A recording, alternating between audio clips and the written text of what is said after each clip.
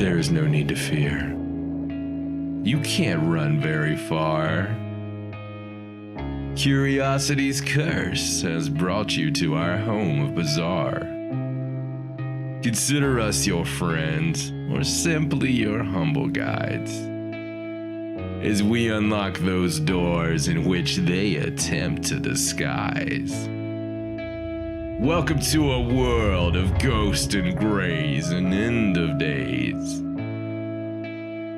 Welcome to a house of magic and fairies, all occurring suspiciously close to the fictitious town of Derry.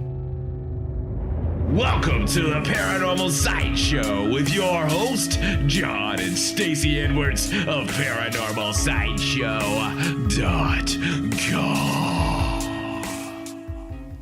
Hello and welcome to the Paranormal Sideshow. I'm your host, John Edwards, and joined as always by my lovely wife, Stacey. Hello.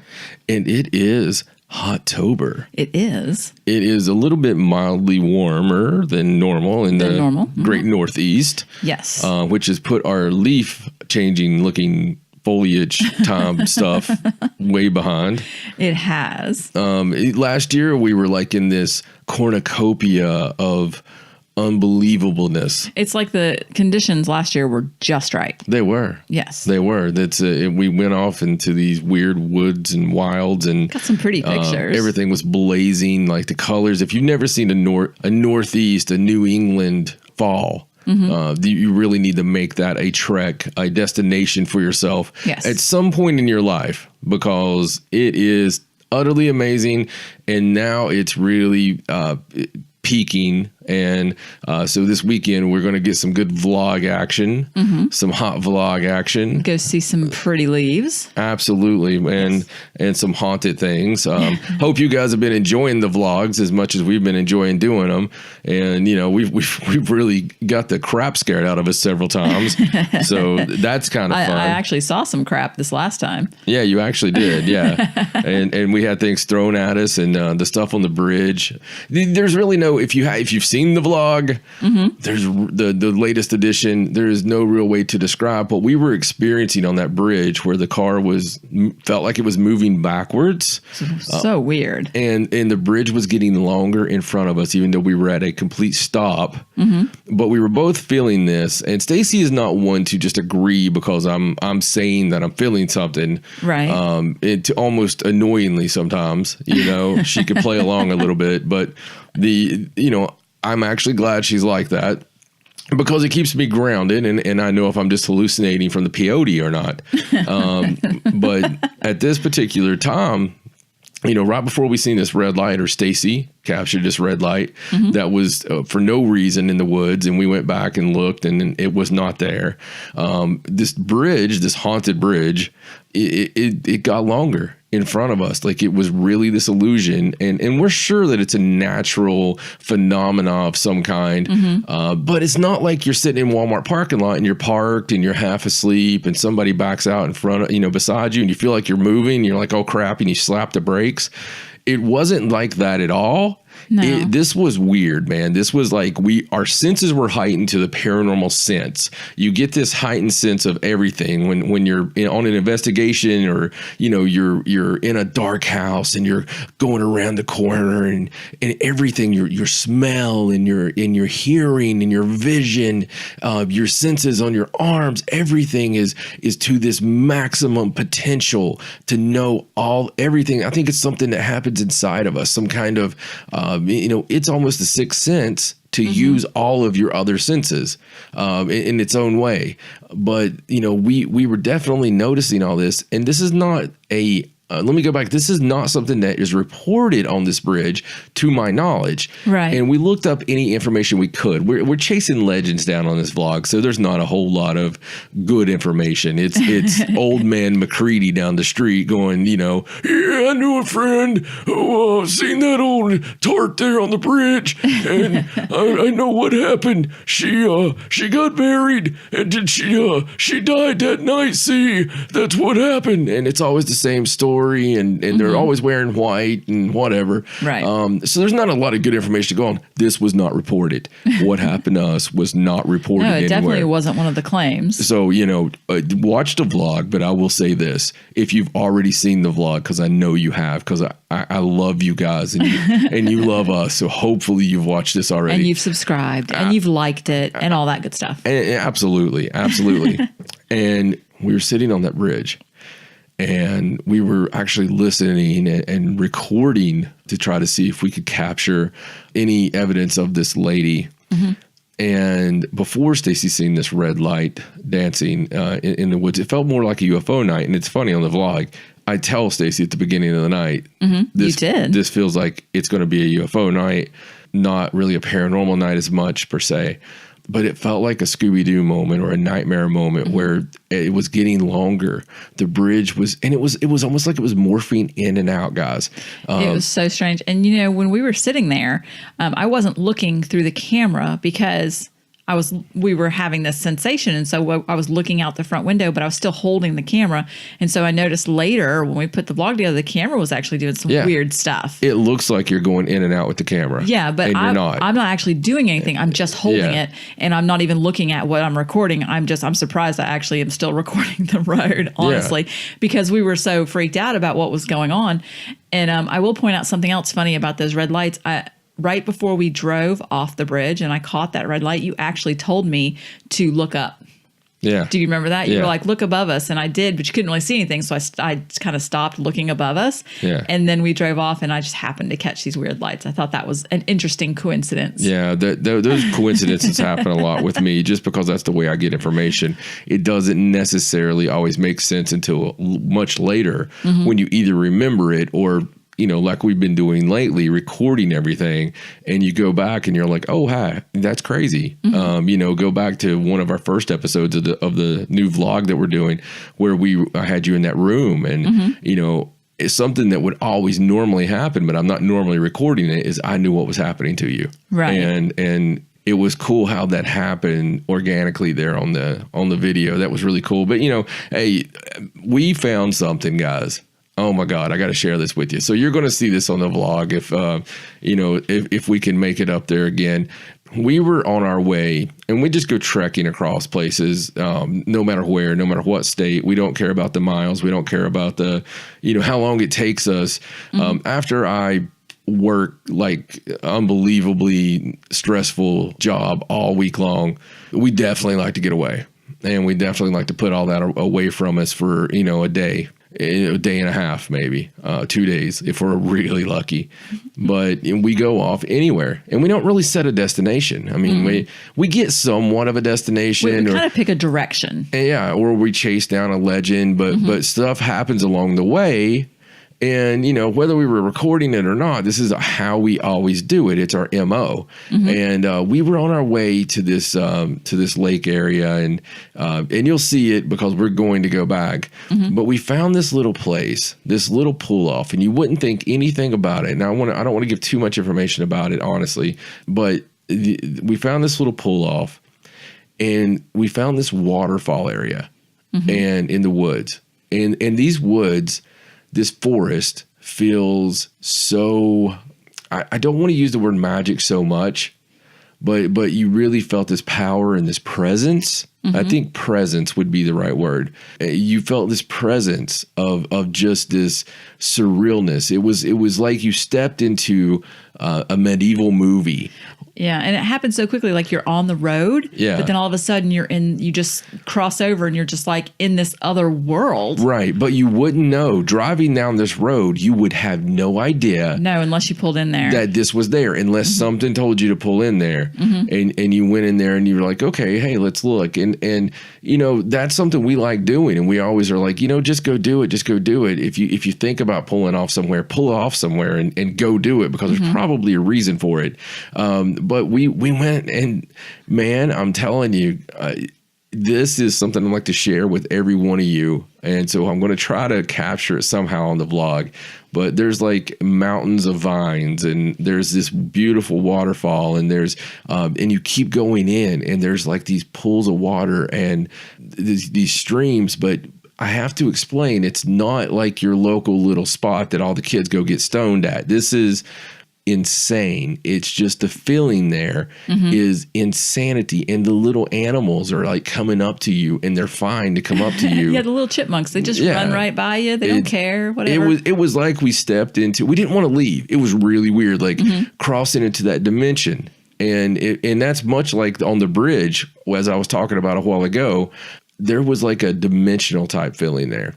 It was, these things really interest me because there's been times in the past that Stacey and I have been driving along and maybe we did a show or something in another town, and we'll be driving back and, we're just talking. We're talking about whatever, and we'll notice that we don't realize where we're at, even though we're on a road that we know and we've traveled before, and it'll always start the same.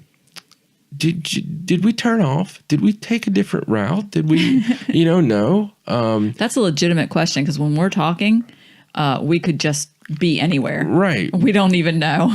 But there's, time slips is what it feels like. And, or we'll be driving along and like a lot of time will have elapsed on the same route that we've always went on. Or, or vice versa. Yeah. Very strange stuff. The bridge, you guys gotta go watch that. That was one of those type things, because it was almost like you were in this thing was getting ready to morph into something else. And just like this place we found. So we're going to be going back to this place we found and recording there, and probably trying to get some evidence, to be honest with you, the way it was. But speaking of October, this is not just a normal October. Okay. Because there's normal Octobers, and then there's Octobers with Friday the 13th. Yes. That nothing is better than a Friday the 13th of October. Yes. Okay. I've always loved it since a child, as I'm sure you have as well. I like, Friday the 13th. We all love Friday the 13th, but absolutely. Friday the 13th in October is the best. Well, I love the whole month of October. And so Friday the 13th of October is absolutely amazing. That's a Friday the 13th marathon of movies and all that good stuff. So that's coming up, just in a couple of days and for at the time of this recording. So it might actually be Friday the 13th right now as you guys are as you're listening to this. Yeah. It's just amazing how it feels, how much different it feels. It could be the difference in October for me in May, right. You can be in the same spot, same thing. But there's a different feeling. So I think the ancients had it right. Right. I really believe the veil, you can almost feel it thinning bit by bit by bit by bit. Oh, yeah, as it gets closer. Oh, yeah. To Halloween. Yeah, it absolutely creepiness. Speaking of cool little October things, I believe we should exchange gifts, not for your birthday, but for Halloween. And there's this cool like Hammer Horror compilation that I found Cody found and told me, and it's a Blu-ray compilation. We need a region-free Blu-ray. Okay, so we need to get the Blu-rays and the new Blu-ray player to play the Blu-rays. Absolutely, because we used to have the region-free DVD player. We did. We love that thing. For all you geeks out there, you know what I'm talking about. If you get a foreign movie, there's different regions out there that you can't watch in this region. There's nothing better than a foreign horror movie where you have to read the subtitles, and absolutely, they're super creepy. Absolutely. As I've said before, not really a horror movie, but Brotherhood of the Wolf, Cemetery Man. Cemetery Man's great. Go find that. But Hammer Horror, Jesus, this collection has everything. Does it have all your favorites? It has all my favorites and a lot more. And speaking of, cool things in October, TV. It's the best time. Like, you have to find, they used to have some really cool marathons, like all month. I remember all month long, I think AMC. Yeah. But they used to play like 31 days of Halloween. Right. And it would be nonstop Hammer Horror, Universal Horror, all of this and obscure stuff and Vincent Price movies and all this stuff, Right. And that was the best. But now you kind of have to search for it a little bit. But I've still been finding quite a bit out there. That's another one of my favorite parts of the month. Speaking of that, regular television seems to have went up a gear this month already. Interesting little side note. this is kind of funny. Okay. I haven't watched it yet, and I will be honest and say that, but the Ghost Adventures from this past Saturday, I did notice that Zach Baggins tweeted out, or maybe he was on his Facebook or something, but he tweeted out this picture or this video that a fan had sent that of evidence they didn't capture during the episode. Oh, yeah. I think we shared that on our Facebook page. We did. That was creepy. It's super creepy. And he was investigating a doll place. And so, like I said, I haven't seen this yet, but you guys have to find this scene. I'm sure it's easily found in the Facebook world. But this doll hand comes out and like kind of points. Oh gosh, I'm getting goosebumps just thinking about it right now. There's no way that this was like a human hand or anything like this. This thing had complete human motion to it. But it was tiny. But it was a little tiny. Either there was a toddler that was stuffed on a shelf or this was a doll hand. And the creepiest thing to me about it is it's not something that they found or put over as evidence or anything like that. Right. It was so cool how it was found. And the funny thing about that show in particular is we have watched it many times when we have heard EVPs that were captured on their camera, even on Ghost Hunters, on a lot of them. Right. That people, they just don't notice it at the time. So I know that happens. Yeah. Very cool though. And the reason I'm throwing that out there is maybe we can throw a link up for that one little creepy thing on the page. Yeah, absolutely. Absolutely. I got really tickled because Ariana watched it. She saw that we had posted that on there and she watched it and all she had to say was, oh, frickin' dolls. Yeah. That was all she said. Absolutely. She hates dolls. Another cool thing that's going on right now, and if you guys haven't been watching it, you really need to tune in on this, especially if you listen to this show. You're going to love it. Josh Gates, who absolutely is, if there's anybody on the paranormal television front, that's my favorite dude, from the Destination Truth stuff. And I'll still say the Destination Truth paranormal investigations were better than anything else on TV. Oh, yeah. And I don't know if it was just because of the novice part to it, where they didn't do it all the time. And I think you get to see the whole journey. Yeah, it just makes it you're more invested when you get to see from start to finish the whole thing. But their evidence was absolutely amazing whenever they did paranormal. And I was kind of upset when the Expedition Unknown show started. I was kind of like, oh my God, he's sort of going for the masses, get off the fringe a bit. He's looking for Amelia Earhart instead of the Yeti. And then he did the special for the Yeti, and I thought, well, maybe this is good news. So now there is the hunt for extraterrestrials. It's like a 4-part series that they're doing, and they've already aired episode 2. But as with anything, they're replaying this a million times, or you can see it on demand. So you'll catch in on episode 3, episode 4. I think episode 4 is going to have Ben Hansen on it. I think so, yeah. So pretty cool stuff. I will say this. They're doing an amazing job, even though they went to Easter Island and didn't talk about the giants that used to live there. Well, it's not a show about giants. It's not a show about giants, but I'm telling you guys, the stories that date back on Easter Island about giants living there at one time, I think that's the story. I really do. I don't think it's aliens. I think that the Nephilim is the story about that island. Well, that dude that he met there on Easter Island, the one with the cool name. Right. He did say something about giant bones. Like he kind of just mentioned it and they sort of glossed over it. They didn't really talk about it. Absolutely. Yeah. So. I noticed that too. And speaking of giants, on this episode of the Sideshow, we are going to have our resident giant, Allen Marston. He'll be joining us later in the show after the news, and he will be speaking with us about his experiences at Scarefest this year. Yes, he did some lectures. He did, and it's so cool. That journey itself is cool, just from him listening with us and and us hooking up with him like we talked about before, and really his formulation of ideas and theories and really coming into his absolute own and owning it, man. And, I'm so proud that he went there and did the lectures and really took that step up. so it's really cool to me to hear what he has to say about his experiences there.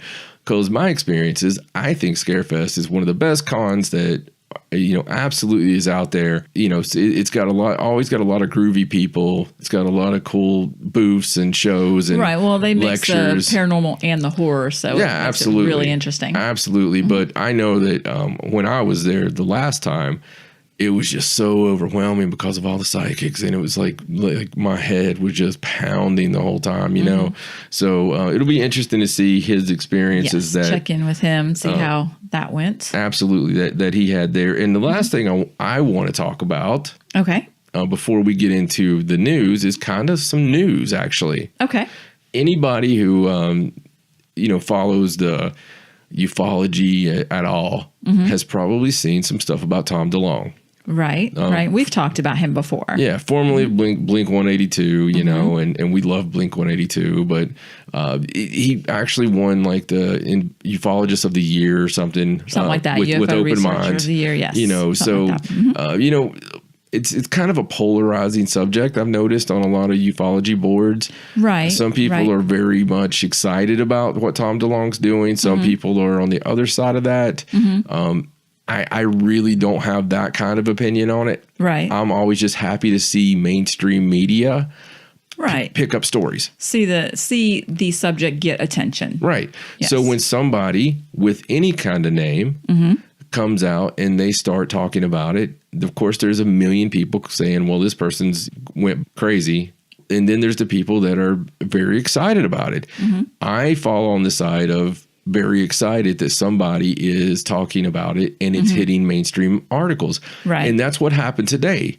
At the time, well, it was actually yesterday, he came out with his big announcement. Right. And he did a live stream yesterday about this and about his group that he's put together. And basically, it's a bunch of guys that are frustrated, to paraphrase everything, are frustrated about disclosure and the lack thereof. Right. So, anybody who's kept up with like the Podesta emails, the John Podesta emails from WikiLeaks and all that over the past year and a half, that's consumed a lot of lives, getting down that rabbit hole. Right.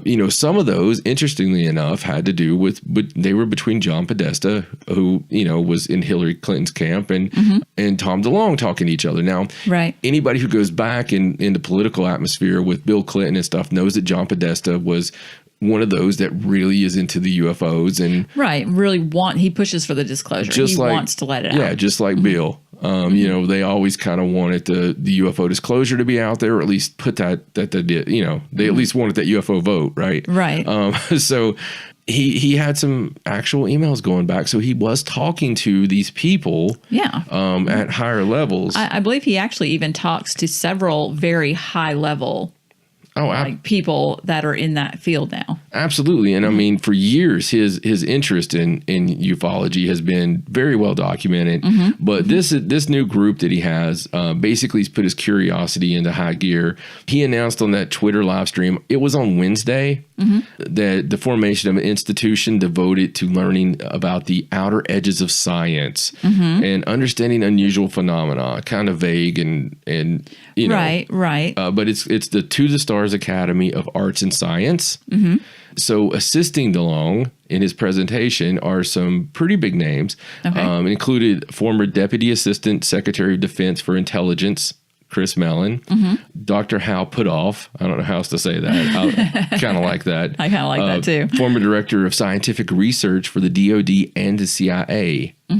And another guy with the CIA. I mean, that was just some of the names that are involved in this. Right. And really, it was just because they were frustrated with the restrictions of, the government priorities. Right. Not being able to talk about certain things. So I don't know what's going to come of this. We'll put a link up for the full the live Twitter thing that he did, the presentation. The full announcement and all that. They were on stage and all that good stuff. And, they talked about the technology that can be gained. They talked about the disclosure that needs to happen for what we already know to be true.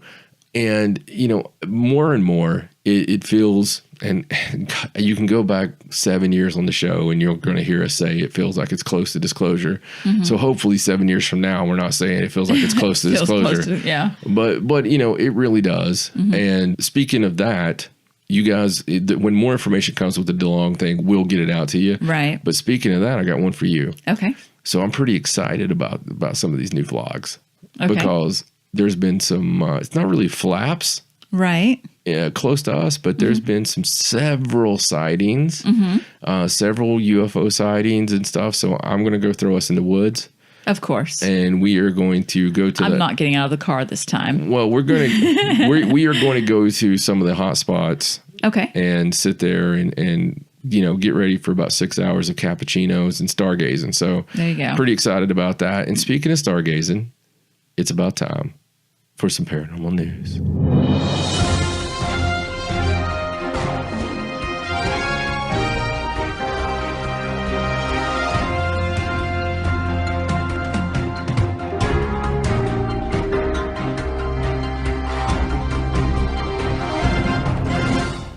All right. Well, I don't know what stargazing has to do with my news, but we'll get to it. The first thing I want to mention is something very, very paranormal. Okay. Okay.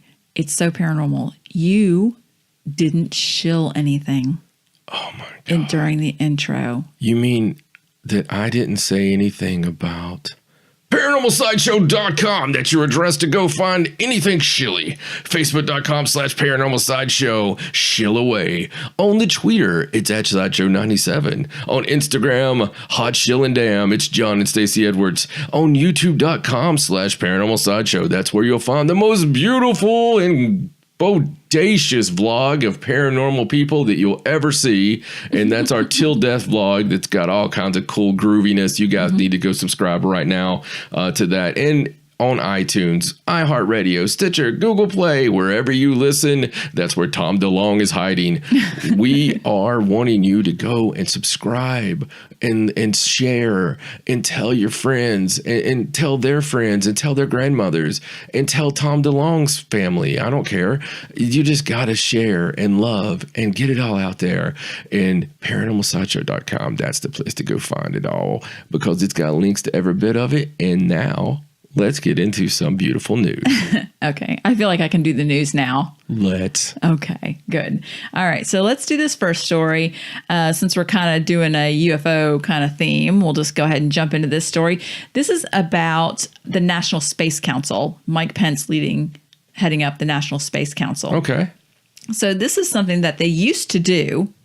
And it's kind of been an off and on sort of thing. So the very first... Kind of like the space program itself. Yeah, the very first National Space Council existed from like 1958 to 1973. Okay, and then President Nixon kind of abolished it. Nixed it. Yeah, yes, exactly. And then it was resurrected again in 1989 during the Bush administration. But that's odd. It disbanded again in 1993. So back in June... President Trump signed an executive order reestablishing the National Space Council. And Mike Pence is the chair. Traditionally, the vice president is the one that heads that. So this is going to be, well, they've already had their first meeting, but it was the first meeting in over like 20 years. Wow. So basically, and you can go to the link and see the full list of all the council members, but their first meeting was basically just to figure out what they wanted to do, what they wanted to focus on. Like they want to get back into the space program. They want to build it back up. Right, because it's really not. Right. And so this particular council, their primary focus has been the moon. They want to go back to the moon, not just go there, but try and find a way to have a sustained human presence, lunar base, that kind of thing on the moon. They feel like... Seems like it should be pretty simple to go back to the moon, considering we went there, in the late 60s. Right. You would think technology-wise, I mean, where we were then...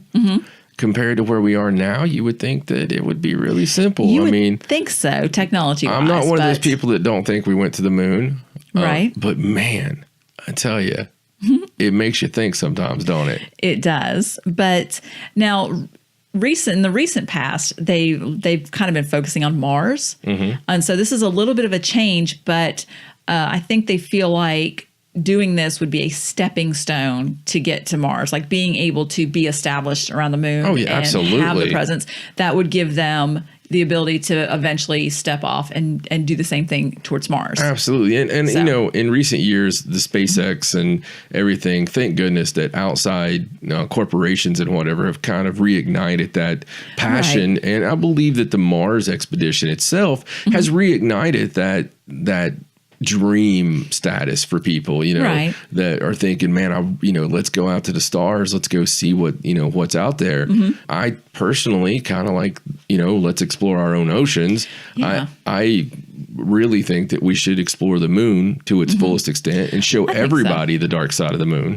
Exactly. Well, we've talked about recently on this show, other countries have come out and said that they want to do this with the space program, and they've been building up space programs. And so it's almost like another kind of race to get back out there. One of the things I like about space programs the most is, like, if you look at the International Space Station, it's filled with, cosmonauts and United States. I mean, I've always liked the fact that it seems like once we get out of the boundaries of our terrestrial world, that people don't mind working together quite as much, that, and it's not like I dream of a one world order.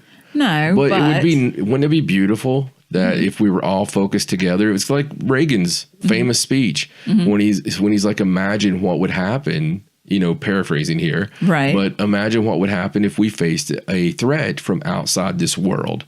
We would all come together as one, and it's the truth, because we are all one. Because you would have to. Because we're all one people, and we would all be focused on this one objective, and it's a beautiful thing, just beautiful. Well, I kind of miss.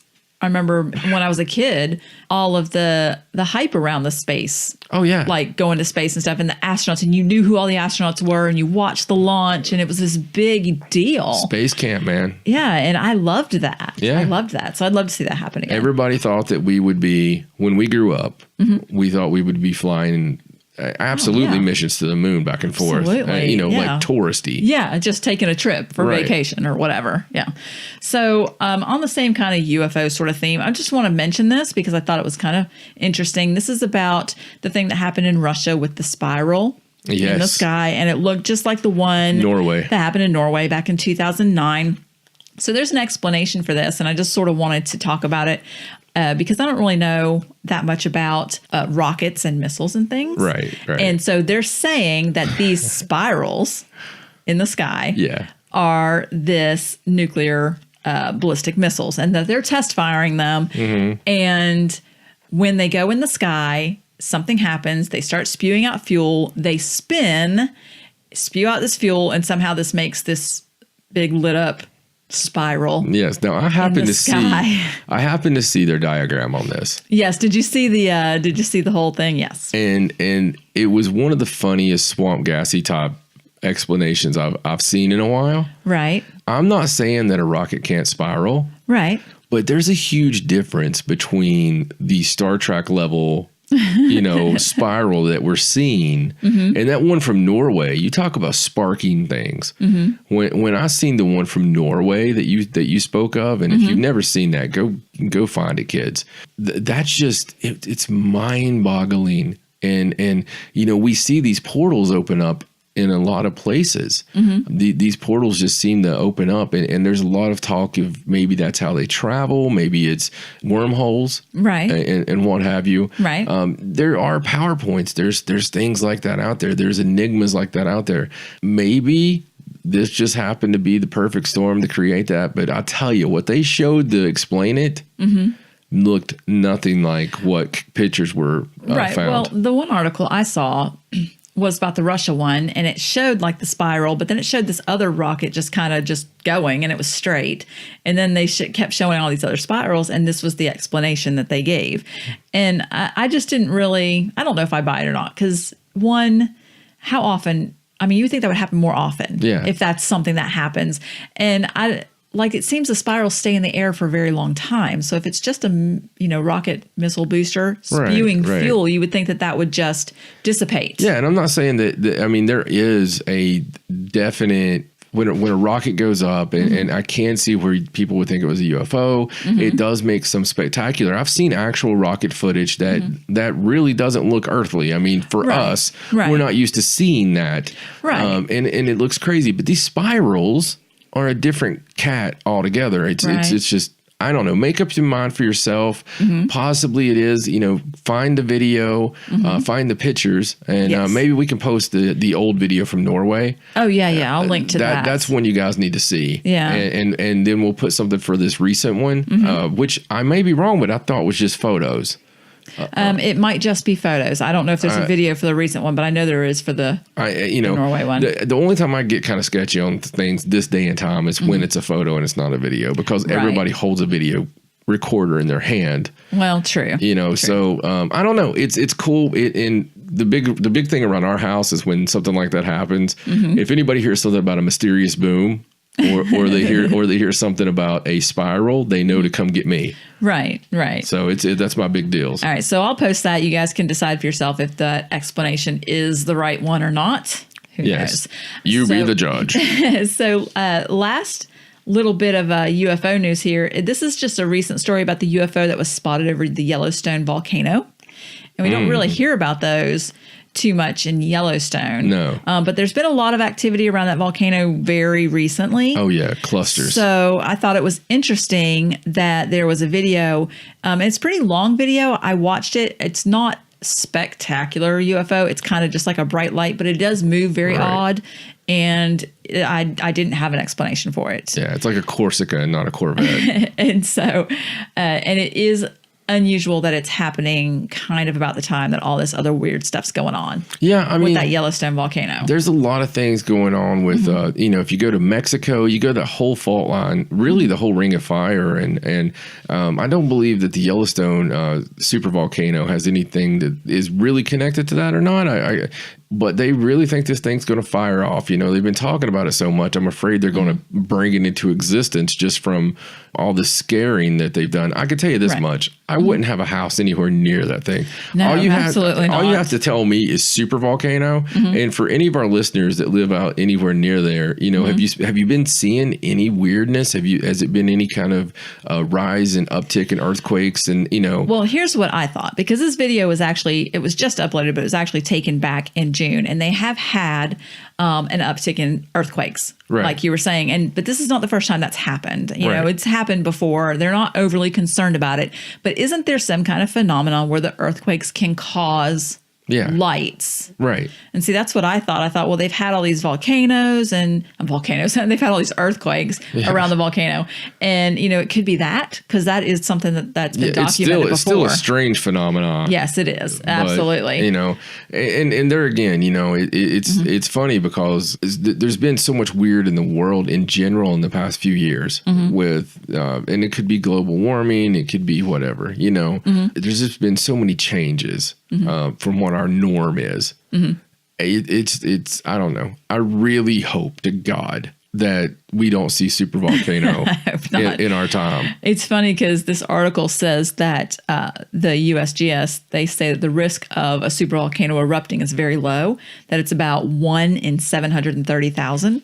But that's not the greatest odds. That's a higher probability than winning the lottery. And people do that all the time. So, it's still not, I still don't want to live there. Well, maybe, just maybe, the UFO that was spotted is doing what we've suspected before when we've seen it seeding trees and forests and stuff. Right. Maybe it's keeping it in check. It could be. A lot of your best UFO stories firsthand are from people who, like the Minuteman missiles, they would shut down the nuclear bases. Let's not do this, and the Foo Fighters and not the band, the ones following the fighters. Right.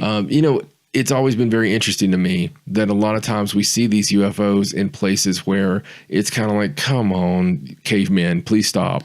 Right. Right. And so then you get into that whole rabbit hole of aliens, time travel. Right. Aliens, time travel. I mean, you don't know. Yeah. I mean, guardian angels. Yeah. It could be anything. It could be anything. All right. Well, let me just hit this last story that has somewhat of an alien theme. And you'll actually like this. This is kind of cool. This is about a ranch in Arizona that is for sale. and it's called the Stardust Ranch. Oh. And I know you've heard of this place because it was actually on an episode of Ghost Adventures. Oh, I didn't know if it was like Dusty Rhodes' old house or something. No. It belongs to a man named John Edmonds, and they've actually, him and his wife Joyce, Very actually familiar name. lived there for about 20 years, right, or something like that.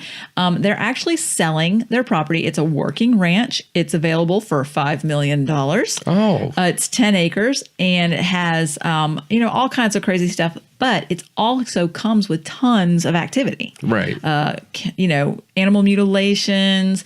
They swear that there's portals that aliens travel to and from. Like I said, Ghost Adventures had been there. I mean, very crazy and active location. Yeah. It's in the middle of Arizona. Yeah, absolutely. So it's actually for sale. It's on Realtor.com.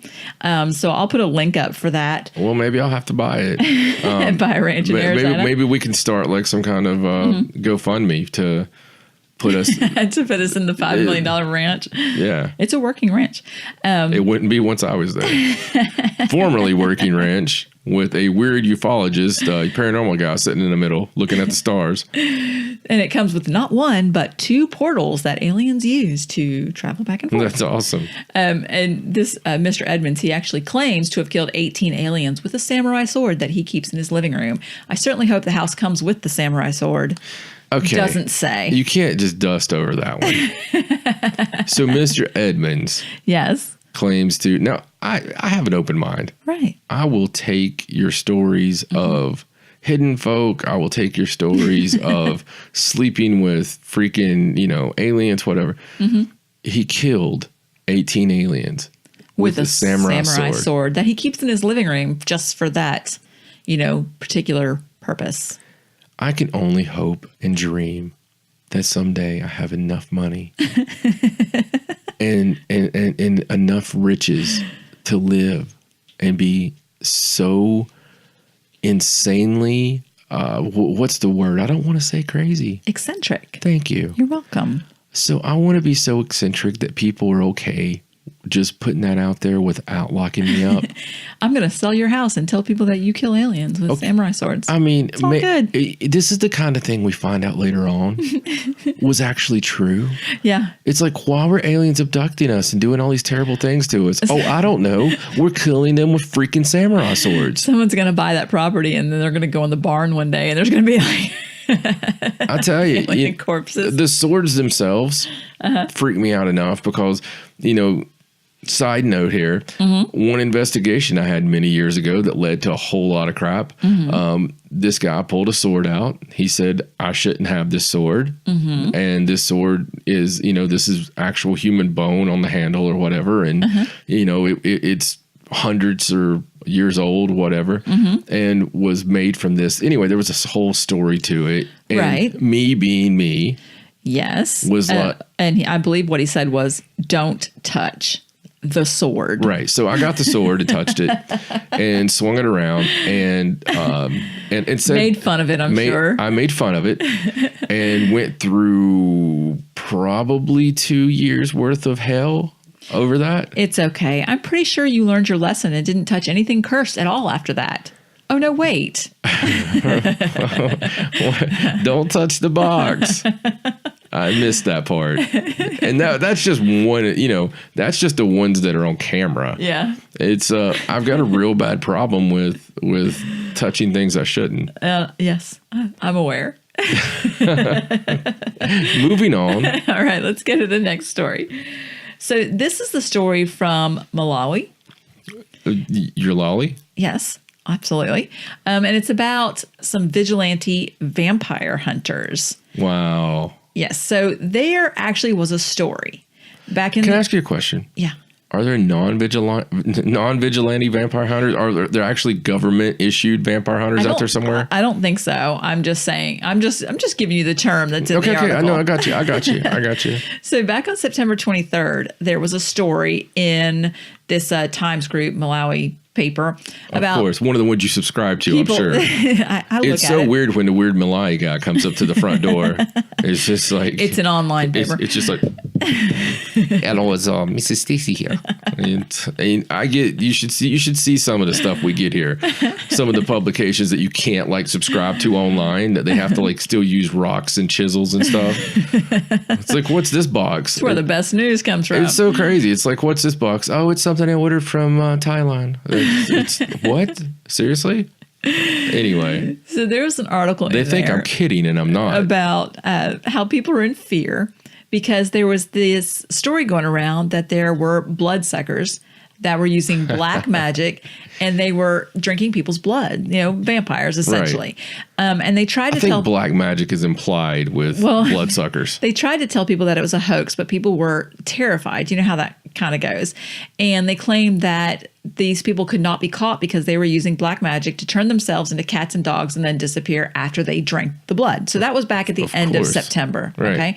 So this has just been building. I mean, it's just been going on and on. The police can't get a hold on it. So now there's stories come out that 5 people have actually been killed by these vigilante vampire hunters that are paranoid that these people are vampires and are actually hunting people down in mobs and killing them because they think that they're doing magic rituals to drink blood. Yeah, but what if they are?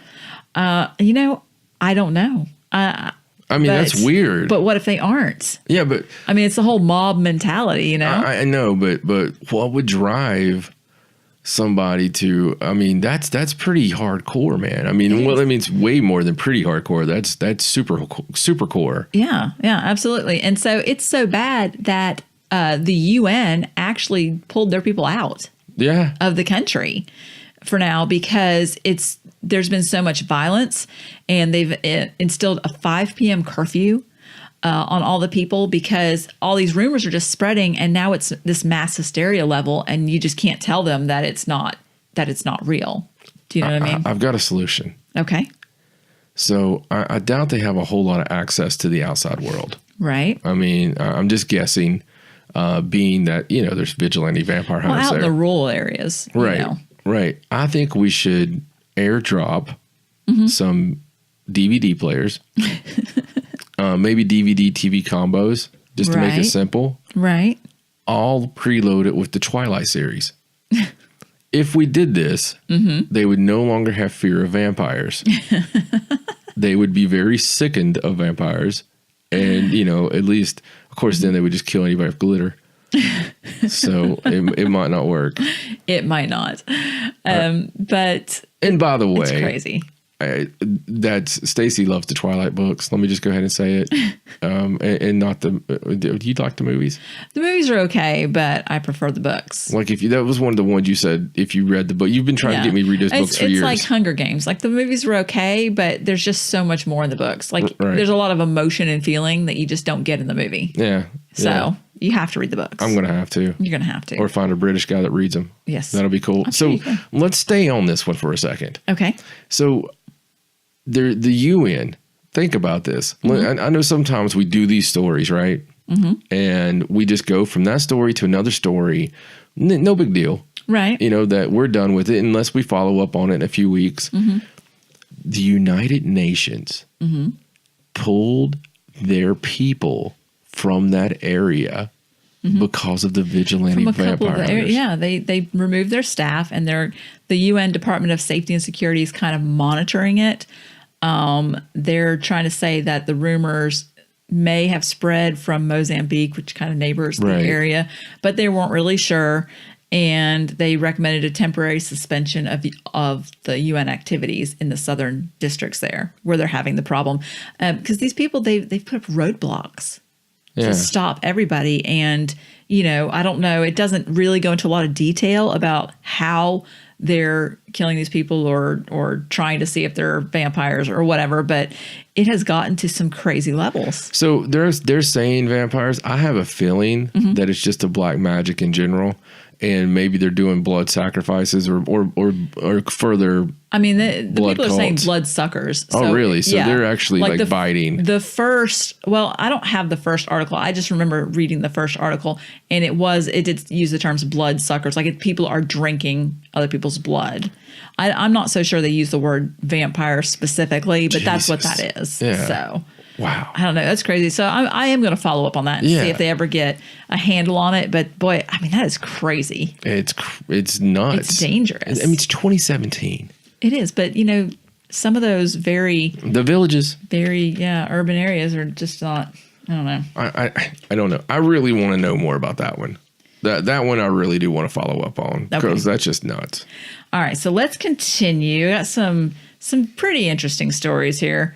A couple of crazy ones. So this is the story, and I know everybody's seen this. This is the one about the secondary school, the Irish secondary school that supposedly caught this ghost on their closed circuit TV. This one has been around. And there's the video, and you can watch it. So let me explain my reaction when I first saw this. Go for it. Okay, so I played the video, and I'm watching it, and I'm going into it very skeptical, as I usually do. And so it started, and the first thing is some flashing lights, and I was like, right, flashing lights at the end of the hall. Right. Okay, so then there's this locker that rocks, right? But if you look at it, it's right in front of a window. So it's like, there's somebody's outside pushing that, no big deal. So then it continues, and the last few things that happens is a locker pops open and some stuff flies out, and then a wet floor sign goes flying. Right. So those were not things that were obviously apparent how they happened. Still could have been hoaxed. Could be a Halloween thing, but it was done very well, and it obviously accomplished what the video was supposed to accomplish. It went everywhere. So it's pretty interesting. It's something you definitely have to watch to try and decide for yourself if you think it's real.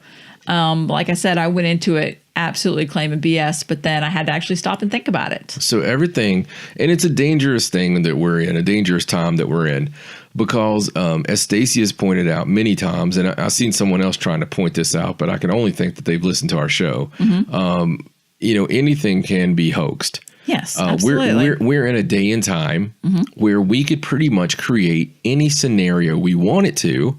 So the whole debunking level of, well, let's just see if this can be, duplicated is kind of caca at this point in time because everything can be duplicated to a certain extent. I mean, if you catch a door closing by itself on camera, yes, you can tie fishing line to it and hide somewhere and make it close on its own, but that doesn't mean it didn't a spirit didn't close it on its own. Right, exactly. What I mean? So we're in a dangerous time with that. We're also in a dangerous time because there is so much BS that is put out there for us, and it doesn't matter if we're talking about actual news or if we're talking about paranormal videos, UFO videos. Right. And over the past few years, I mean, let's face it, most people wake up and they check their messages, they check their Facebook, they check this, they look at YouTube, they see the recommended, they watch those videos.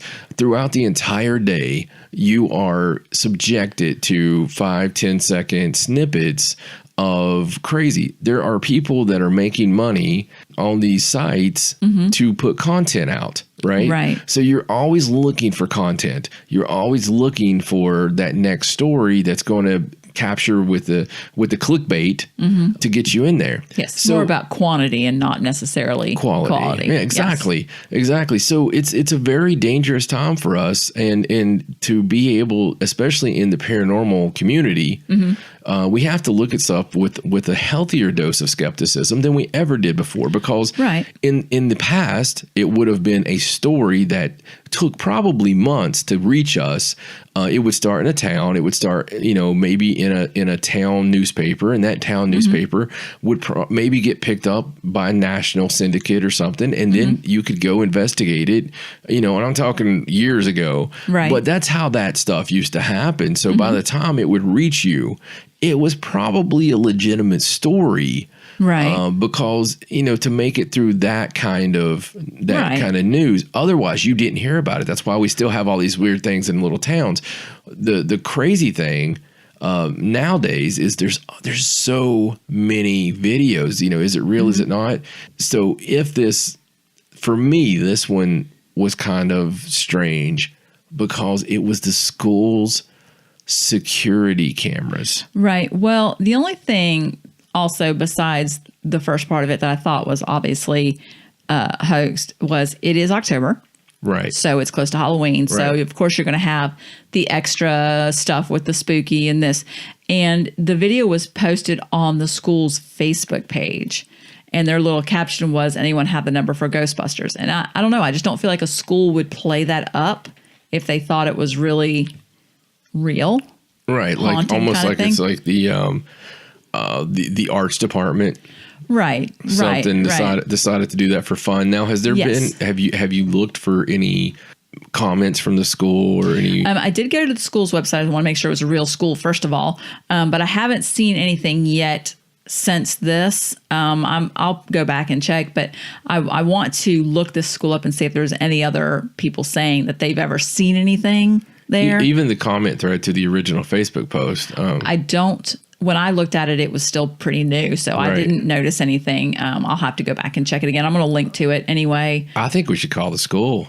In Ireland? Yeah. Okay. I think we should call the school and just ask. Just ask them if it was a joke or not.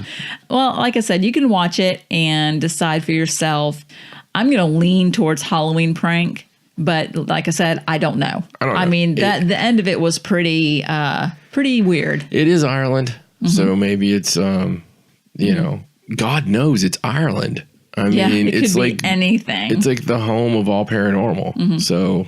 Yeah, very cool story nonetheless, and a great video to watch. And we'll try to find out some more stuff. And when I say Stacey calls the school in Ireland, you have to know Stacey. She will absolutely send messages to people, and over the years, she's had correspondence. She'll be like, I'll ask her about a story. She'll be like, yeah, I was actually emailing with the the town mayor or whatever. I'm like, are you serious? As funny as that is, I read a story recently about the guy in, I guess he was some kind of official in Canada or something, and he was talking about all this paranormal activity that happened in his house. I think we may have talked about it on one of the shows, and actually he had put it on his Facebook, or it had been on a story, and so I messaged him on Facebook because he's very active on Facebook, and I just asked him if that was a real comments he had made, because I wanted to hear from him that was something that he really said, and it wasn't just a story being played up. And he never did answer me, but I think he added me on Facebook. Like, I think he thought I was just sending him a friend request. I don't know. It was really funny. I was like, tag on it. He should have just answered me. Well, he'll see it at some point. All right. So I got a couple more stories here. These are my last few flurry stories. You're going to like these. So this first one's about a Tokyo man who was arrested for supposedly putting a curse on some school kids. Oh. Yes. So this happened right at the end of September. I do that 3 or 4 times a week. Some school children were on their way to school, and they were crossing over a pedestrian land bridge, and hanging from the railing was a little doll made of straw and a note that read, "All you brats, jump from here and die." Wow. Isn't that awful? Wow. So did they? No. Oh. No. Apparently he wasn't very good at it. Yeah. But they do use straw dolls to kind of like voodoo dolls, sort of in a kind of like a voodoo doll. Yeah, absolutely. And they're supposed to bring curses upon people.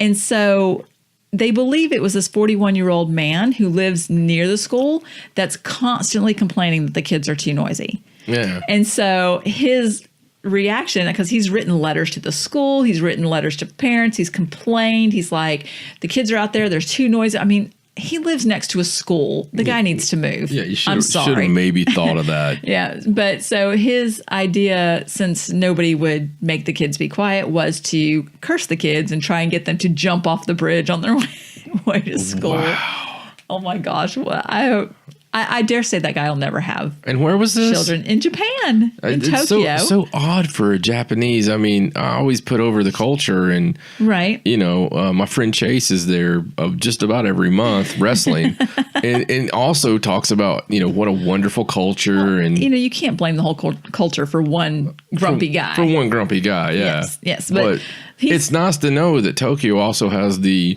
"you damn kids." Yeah, exactly. Well, supposedly, it's funny that you make that voice. He's only 41. He's not like old enough to be shaking his fist at kids yet, I don't think. Yeah, no, I would think that's 70-ish. Yeah, that's more gray hair. I mean, fist shaking, that shouldn't start so young. No. It's like a premature fist shaker. It is. Oh my gosh, that must be like a medical condition. It has to be. Oh, well, anyway. Prefistulation. Sounds like a Marilyn Manson song. It sounds like something terrible that we shouldn't be talking about. So he actually is facing charges of criminal intimidation, which is a little strong, I think, for a note and a doll. But if he did it, I think it's a bit weak, actually. I was sitting here thinking that's a bit criminal intimidation. No, just imagine. Okay. Ariana walks down the street. Right. And she just likes to walk down the street every day. And she just so happens to annoy this person. And they put a doll out there about, jump in front of a car. Would you consider that criminal intimidation, or would you be super mad? I'd probably be super mad. Knowing Ariana, she'd cross the street to avoid the doll anyway. She would never know what it said. She'd be like, there's a doll. Then she would burn the guy's shed down. Because she's freaking Wednesday Addams. Oh, wow. Okay, so let's move on. So this next story is another one that's been kind of going around everywhere. This one's great. It's about the Wyoming man who was arrested and claimed he was a time traveler. Yes, this was nice. This is choice. From the year 2048, and that he had been come back in time to warn of an alien invasion. And so he was arrested. His name's Bryant Johnson. He was arrested for public intoxication. And he told the police that he came from the future to warn everyone of an alien invasion, and that he wasn't drunk, but that the aliens had to fill his body with alcohol and have him stand on a giant pad to transport him into the past. Right. But he actually missed because he meant to go to 2018, and instead he came to 2017. I hate when that happens. I know. And so he's warning us about this alien invasion that's going to happen next year.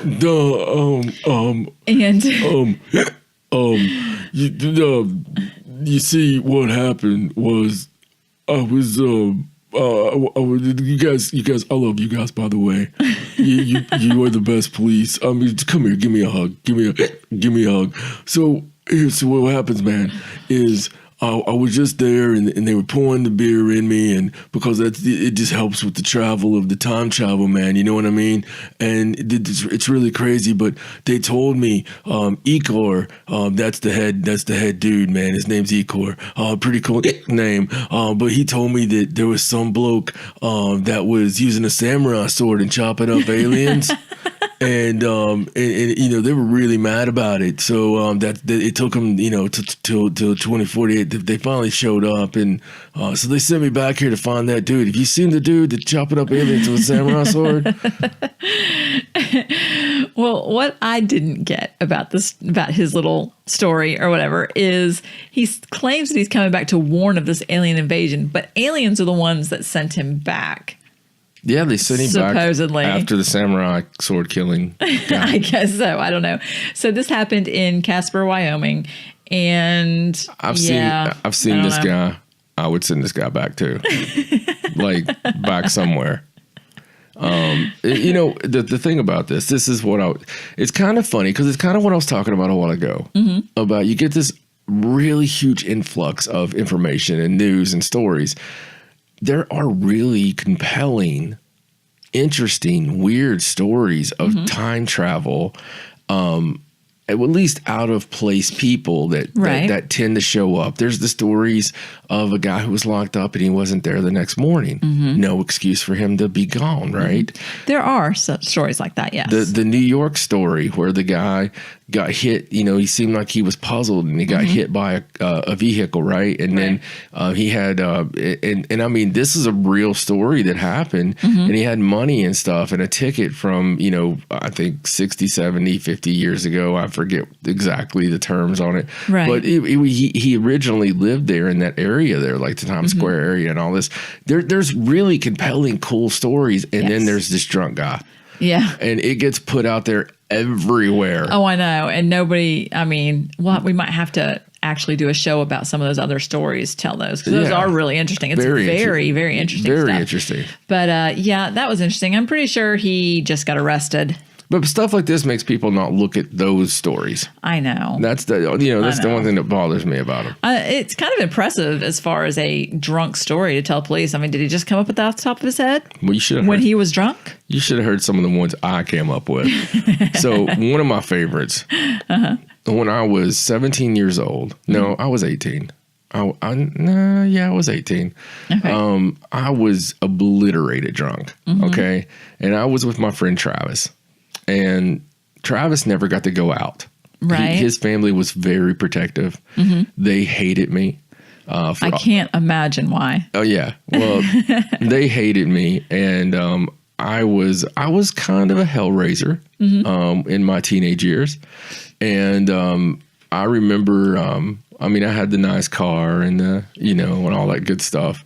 Right. And we were out perusing town, cruising, if you will. Right. And we were just so, we were so drunk. We were so drunk. So I started a fight out town with a whole truck of guys. Right. From another school. Just a whole truckload of these guys. And there was probably, between the guys in the back of the truck and the guys in the front of the truck, I would say there was 7, 8 guys, and I was going to fight them. And my friend Travis was not the fighter, and he was very much I'll put it this way, he was in tears. Right. He was actually crying, and he was sitting in the car, and he was like, "I'm not getting out." And I'm like, "Come on!" I was like, "F these guys!" And I pulled my shirt off, and I was like, I can only imagine. I knew you back then, so I can only imagine. I was like, "Come on!" And honestly, those guys were kind of apprehensive because I was getting ready to fight 8 guys, But I don't know, something kicked in. And I started thinking, this is probably not a good idea. Well, you only have to hit the leader, right? Yeah, isn't that the theory? Yeah, that's my theory. But Travis, my friend, was just crying, and we had drank, I don't know, I think 4 bottles of 19% Great Mad Dog 2020. So Great Mad Dog 2020 was just a ticket to get me redneck. Right. So instead of fighting these guys, because my childhood friend Travis, who finally got to go out with me, this was the first time his parents let him go out with me as teenagers, right? Right. So he's crying, and he's like got his little button-up shirt on where he was getting, was going out and partying and stuff. Right. And, I believe I had on like a rubber ducky muscle shirt to start with, but so I jump back in the car, and I'm like, all right, so we get out of there, man. We peel out of there. These guys are following us and yelling and everything. And so we go probably 10 miles from town. And we get off, we actually did interstate. These guys still following us on the interstate like a movie. Right. So I lost them. I mean, I lost them. I had a fast car. I lost them. I get off interstate, and there was a red light. I'll never forget this. So I'm just mad, and I'm cussing, and I'm hitting the steering wheel. And the whole time Travis is like very calm. He's shaking, but he's kind of like, John, it just went through the whole spectrum of lights twice. And I'm like, oh, so I went ahead and went while it was red. it undoubtedly went green and everything a few times. Right. So right then the blue lights hit. Of course. And we get pulled over, right?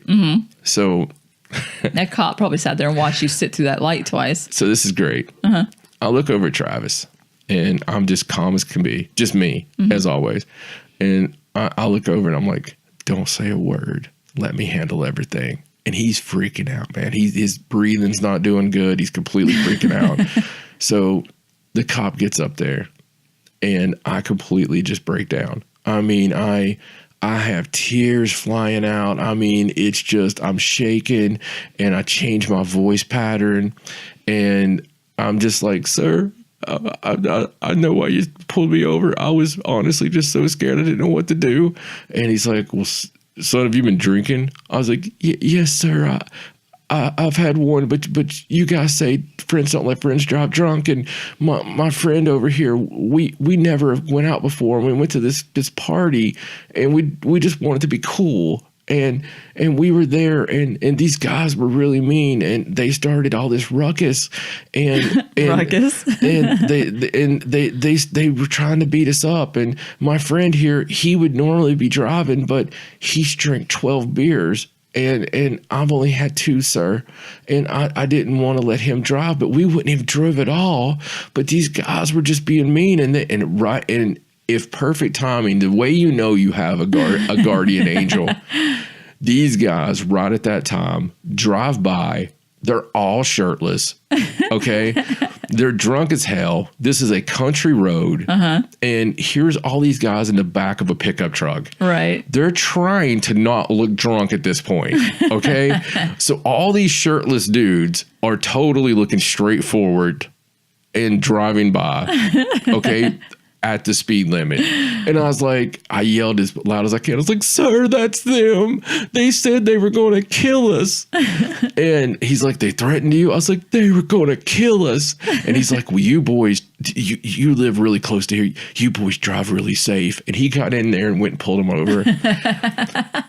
We drove by, and I just stuck my finger as far up in the air as I could. I'll never forget that as long as I live. That's hilarious. There was a lot of repercussions after that. Oh, I'm quite sure. But that was one of my stories. So yes, there are good drunk stories that you can come up with. Had I thought of the alien one, I would have used it. But no, I think what you did worked out much better. No, it's a true story. It's 100% true. Travis Gwynn, that's your guy you need to find for verification of that story. Wow. Okay, so let's get to these last two stories. So this next story is another very smart person that may have been drinking and did something unusual. Okay. So this is about a woman in Minnesota, Grand Portage. She burned down her own house in an effort to destroy a bad spirit. So her name's Lori Jean Dahman. And she actually got arrested for burning down her own house. I guess that's something you can't do. But she used a cigarette lighter. Yeah, the state frowns on it. She used a cigarette lighter to set fire to a bed in her house. So her son was home at the time. Dear God. He was in the bathroom. Oh, my God. And he came out of the bathroom to see that half the house was on fire. How long was he in the bathroom? I don't know. I think that's the bigger story here. And so he got out of the house. He wasn't injured. It didn't say how old he was or whatever. Obviously, he's old enough to use the bathroom on his own. So right. Well, that's a good range. But the resident was considered a total loss. One of the police saw her walking away from the residence. She went to another son's house that lived close by, and they found her there. And when they asked her what had happened, she said that she burned it down to destroy a bad spirit. That's why she did it. And that's what some other people had told the police. I guess she had said that to other people. So all the stories were the same. So she got arrested. Wow. She did have a pretty high blood alcohol concentration, and she is now being held in the Cook County Jail until she's due back in court on October 23rd. Okay. Well, let's slow this one down a little bit. Okay.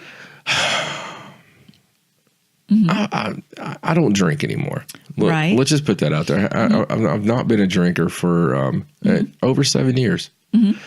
But back when I did drink, I don't remember ever getting so drunk. Right. And oh my Lord, I have been so drunk. But I don't remember ever getting so drunk that I would have burned my house down. Well, yeah, especially with one of your kids inside. Yeah, I mean, regardless of the kids, this is the kind of stuff that is compelling to me by nature. It makes me think that there's something to it. Something else going on. Obviously, let me eliminate a couple things that are normal reasons we burn houses down. Right. Okay. She wasn't trying to kill someone. Right. All right. She wasn't trying to get the insurance. No. Because she totally admitted it. Yeah, she admitted she did it. Yeah, I mean, totally admitted it. So you're not going to get any insurance from that whatsoever. You just burned your dwelling down. Right. Which obviously it doesn't say that she, after bringing all her Beatles albums out front, she didn't burn it. She just burned the bastard down. I mean, it makes you think. Now, they can put the blood alcohol content thing in there. That's fine. But if you had an evil spirit that bad, maybe she was just drunk because she would, she's trying to shush it up. She's having to deal with that ghost every night. I mean, it is legitimate. Now, it says that she started she took a cigarette lighter to a mattress. Apparently, this mattress was in the living room. So I don't really know what the setup was going on there. But the living room and the front foyer were pretty heavily damaged. And then there was enough damage to consider the house a total loss. So maybe, I don't know. Maybe the bed was haunted.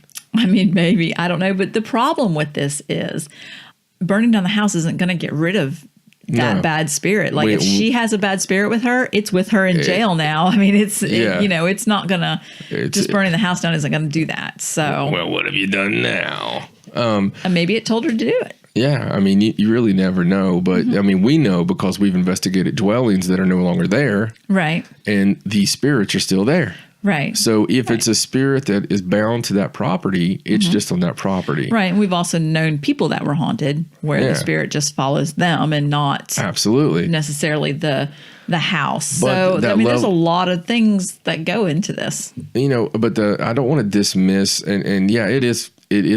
It's not really funny. It's kind of tragic, but I know it's a funny, at first, and it's a ha-ha story. Right. But there could be a lot more to that. There could be. I mean, we know that severe hauntings happen, and they change your life. They do. And for some people, I mean, and to go to the extent to burn your actual house down. Yeah.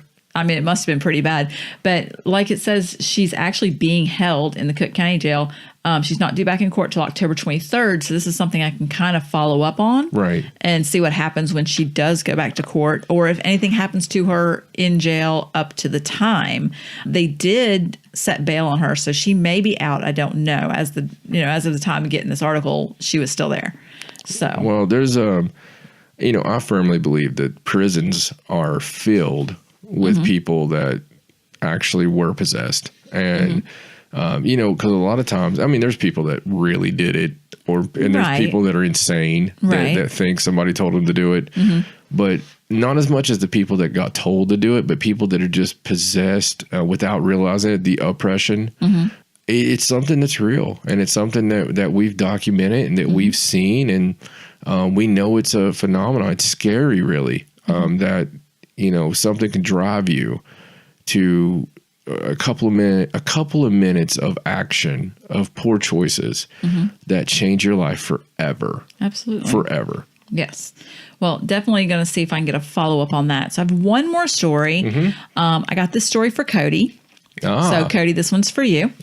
So this is happening in a Yorkshire village, and it's a spate of black cat disappearances. Oh. So more cat disappearances. Wow. But these are all black cats. Oh, that's never good. Yes. And so they're fearful because it's so close to Halloween. Yeah. And all of a sudden, all these black cats are going missing, just the black ones. We had we had a really difficult time adopting a black cat because of this. Yeah. Yeah. Like it was like adopting a child. Yeah. You had to fill out paperwork and all kinds of nonsense. We wanted a black cat. So we were rescuing a black cat, and they wanted to know everything about us because of rituals and stuff. Yeah, they came and looked at our house. Yeah, which is surprising. They still let us have it after seeing it. It's like, oh yeah, she's a witch. So, like I said, all the missing cats are black, and it's been about 7 of them. And one woman had 2 black cats, and they're both gone, one and then the other. And they're all the cats are kind that are mostly indoor cats. They do go outside, but they don't roam away. Right. And it's from 2 villages, one and then another one that's about a mile or so down the road. So it's all in the same area.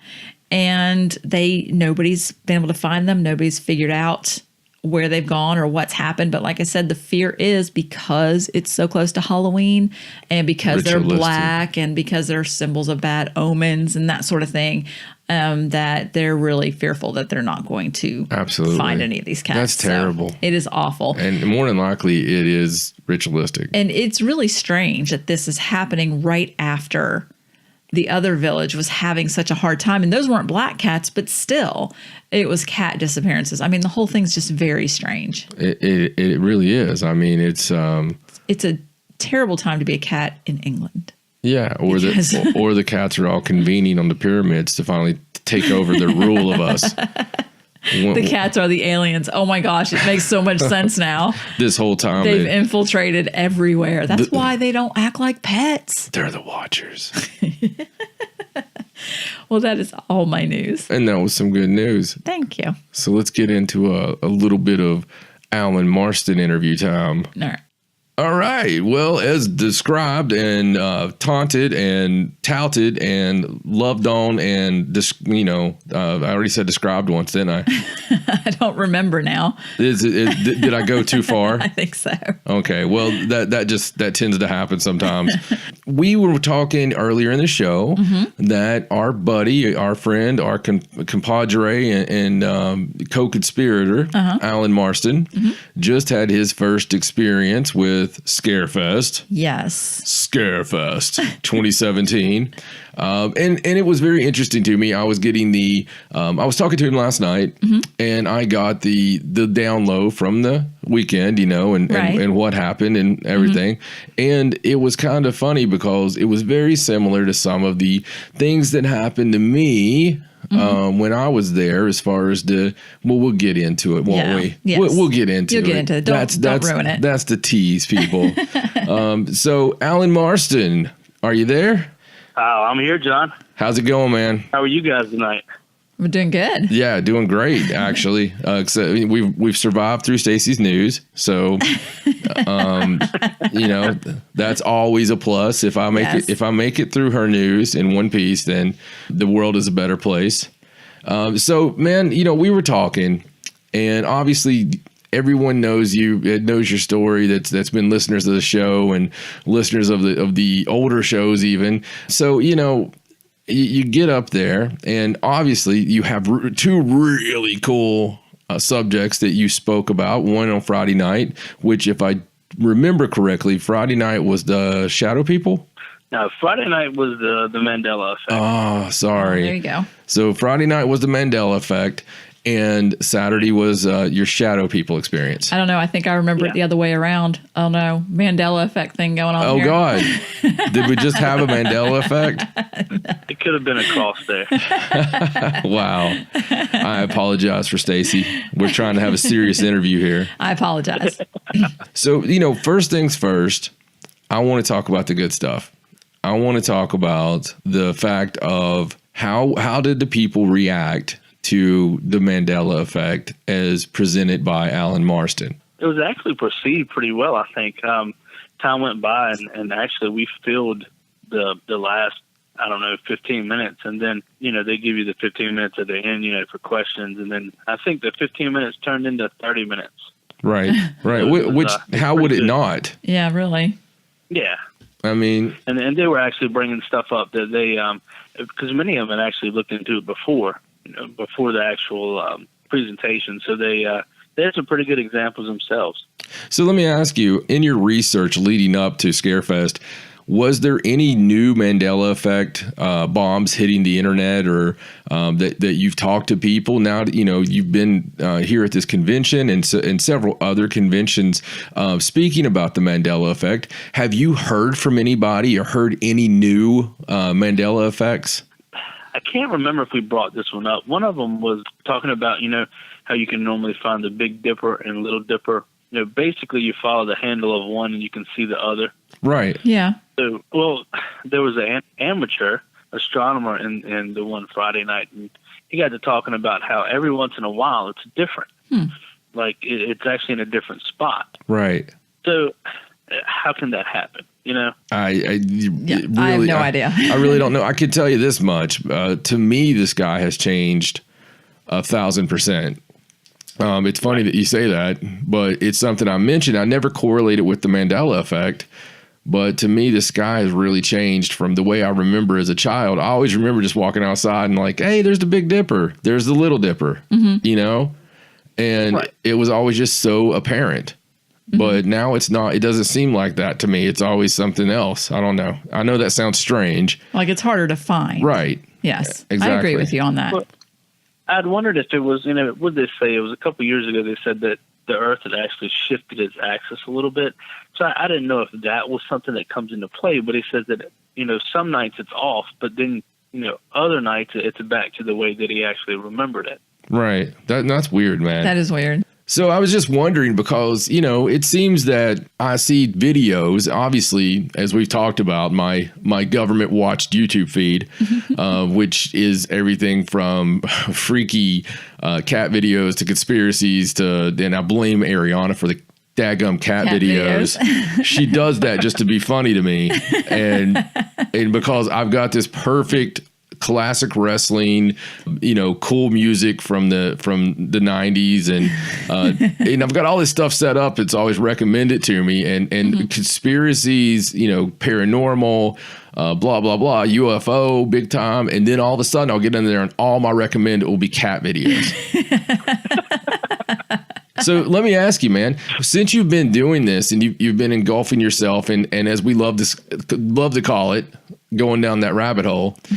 Has your family started picking up on Mandela effects and, noticing things and mentioning to you, making it family conversation? My daughter has, yeah.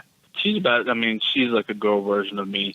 So, she notices different things like that. My wife and son, Caleb, he's only 12, so he doesn't really look at it too much. He's just worried about sports right now, so. Right. I know all about having the girl versions of yourself. I've got a girl version of myself, and she's actually a little cheekier than I am, which is hard to believe. But yeah, so switching gears a little bit to the shadow people, and I know that was that's the main event, Saturday afternoon, a morning to afternoon event, which is always the ones people are really excited about and usually draw bigger. But so that experience, that personal experience, sharing that with everyone, did that chalk up a lot of conversation? Did a lot of people share the similarities? Or I can only imagine they would only come to that because of their own experiences. Right. Right, yeah. I take that back. Most of them, had experiences. I did have two people that came from, they had just started working at Ohio State Reformatory. So they were just trying to learn because they said they were new to it, just trying to pick up as much information as they can. Wow. So they actually got my number and said, they were like, hey, do you mind if we call to talk to you about this sometime? If we have questions or photos or whatever. I'm like, no, it's fine. That is so weird, man. That's like one of my top list. Mm-hmm. Imagine not knowing that much about paranormal and being in Ohio State Reformatory. Yeah. I mean, wow. Yeah, that's really nutty. That I can't imagine. Of course, it'd be fun at the same time to do that thrill seek part of it, which I blame Stacey. There again, she's become I'm surprised she's not working at one of those places, because it's like every time we go investigate now, it's, like every weekend she's wanting something a little bit more thrilling. Like, all right, this one's supposed to be, this lady's supposed to actually jump on the car with a machine gun. This one has a hook for a hand or something. Yeah. This one has a hook for a hand. We've all got that one place that we need to get together on. So. Oh, wow. Yeah. The dream place. And, we could document it right now. And that way, when it happens, it will be. So let's give a little back history here. Allen was listening to Haunted South, and we got together and we investigated Appomattox Courthouse, which is an amazing thing to put down. That's we're still the only ones. Yeah, and it's just the feeling that you had investigating a place with that much energy. And there's still a guy who was had to be with us, a park ranger that night, who I believe quit that place and doesn't do anything with it anymore. He has, yeah. That's and I apologize for that for both of us. And I remember, I've got some great memories that night. I think that night was like a fixed point, to use a little Doctor Who. Right. That was supposed to happen. For all of us. And, I know that it opened up Mr. Marston quite a bit. Some stuff that happened that night, we were supposed to, the universe brought that together. We talked about doing another place. Well, just so happens that place was a place that I had a dream about you being picked up and slammed into a wall. And when I gave the description of this place to some people, they told me what place it was. And Allen went with his team to do this place and had one of his most harrowing experiences of his life. So really, I want to, hear from Allen himself here about the place that I dreamt about, and we did not ever go. Yeah, we didn't go because it was kind of a warning, but it was also, if we go there and this happens to you, something opens up with your psi and your ESP, and you start developing these gifts. And that was kind of what the dream was about. So it was like a cross. Do you go? Do you not go? But this dark negative energy was there that lifted you up and pushed you into a wall, right? So I've had these people over the years tell me, oh, you need to go here. You have to go here. But they're always very intense. They're always very, you have to go here. Right. And, so I really feel that something is trying to bring us there. And I think it's odd what's happened to Allen because Allen is, definitely part of us. Right. And I think that it's very odd what's happened to him. So I'm going to let him tell his story of that place, as condensed as it may be, because trust me, people, there's a lot more to this. But Allen, if you wouldn't mind to tell a little bit about the place we're talking about and the experiences you've had. Right. So this location, that was maybe my third time there. And for lack of better words, it had been dead. We got a few things from the first couple times, but we went here with it was the other group that I was not investigating with, but doing research and stuff with. We were going to set up a psychomanium chamber on the top floor in just a little hall closet there. So we had picked up some tea lights and things, and it was me, my wife was behind me, and my cousin was behind her. So we were fixing to go up the steps. So we went by the steps that goes down to the basement, and I had a headlamp on. When I went by, I noticed something which caused me to turn my head. What I saw there, it shook me for about 3 to 4 months. I didn't do anything for the paranormal at all during that time. What I saw coming up the steps, I can see it just plain as day, and it wasn't see-through. It was a solid mass. It was a hand that was coming up the steps. It was a robed figure, and the face was, the best that I can explain it, it was like a boar. You could see the tusks. The snout was protruded, but it wasn't quite like a boar. I guess it was if you took a human and a pig and mashed them together. That's kind of what you would get. But the skin color was kind of like you still had your pinkish, pig look to it, but it was almost as if, I guess like a red mottled to it, So we went upstairs right after that. And, let me back up. My wife says, "What was that?" Because she heard when it looked up, it had this surprise look in its face, like, "Oh, you can see me?" Then it spun and went down the steps. And that's when she was like, "Oh, well, what was that?" And then I said, "Oh, nothing." She said, "No, I heard something." I said, "No, we're good." So we went upstairs, and she went off with the girls off to another room. So a friend that was with me, Ted, took down this whole video where I explained everything to it, and that's on YouTube somewhere floating around. That is very intriguing. Intriguing that it didn't realize it could be seen. Yeah. And there you were able to see it. As we talked about with Appomattox, something happened there. And there was a shift. There was things already happening. Even when we went to meet you, I was told which vehicle yours was and told my wife. And, so it was in that we play that game a lot. But from that point on, I remember the first handshake. There was definitely something there. It was really trying to get out. I don't know how much of that has to do, obviously the sensitivity is there. This thing doesn't sound like a human spirit, obviously. No. And of course we're talking about St. Albans. Yeah. And I guess we should have probably mentioned that. But we're talking about St. Albans in Virginia. Just the fact that he saw something like that makes your dream even creepier for me. Right. Because if we had gone and that thing was there, what would have happened? Yeah. Well, yeah. And so since that time, I didn't get a bad feeling off of it though, Mm-hmm. Right. Mm-hmm. So it's just the sheer, what the hell is that type deal, And that's the first, because I've seen shadows all my life, but the first thing that I see that's totally staring you in your face that doesn't look human. Mm-hmm. Yeah. Well, I applaud you for not talking about there being a bad feeling from it, but for you not doing anything for a few months after that, you know, Yeah.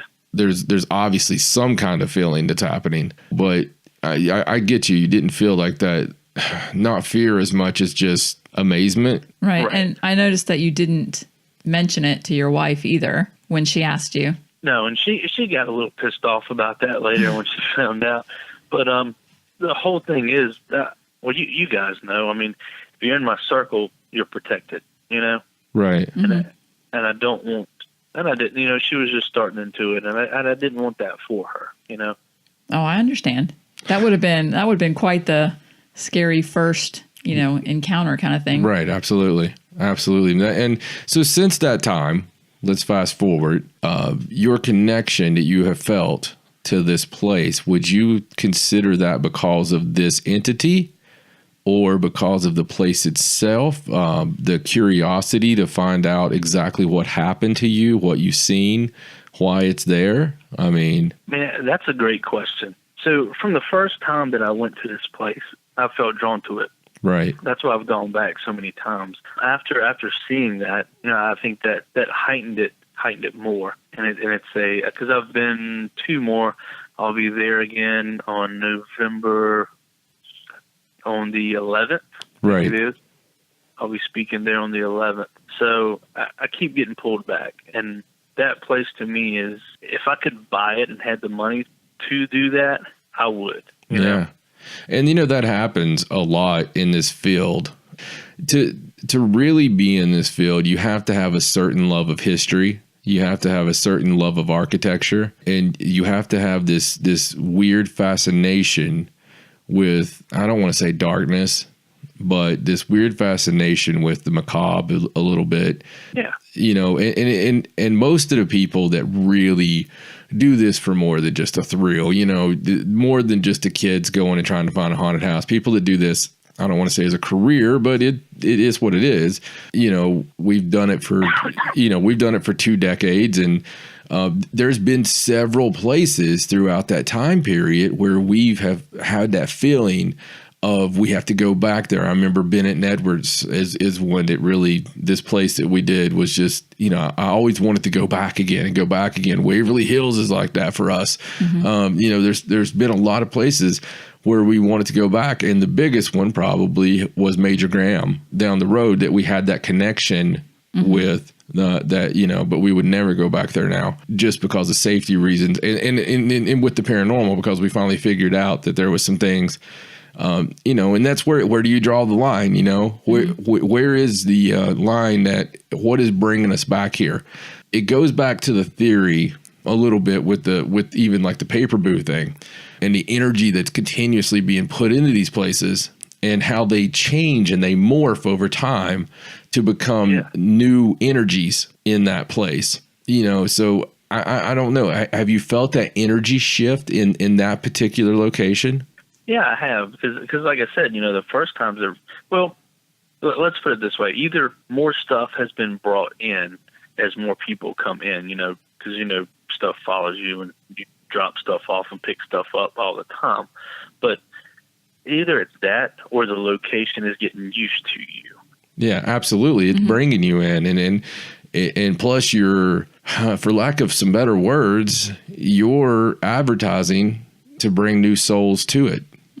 You know, so whether that's not an evil thing, they're just needing the energy, you know, because they're based on energy.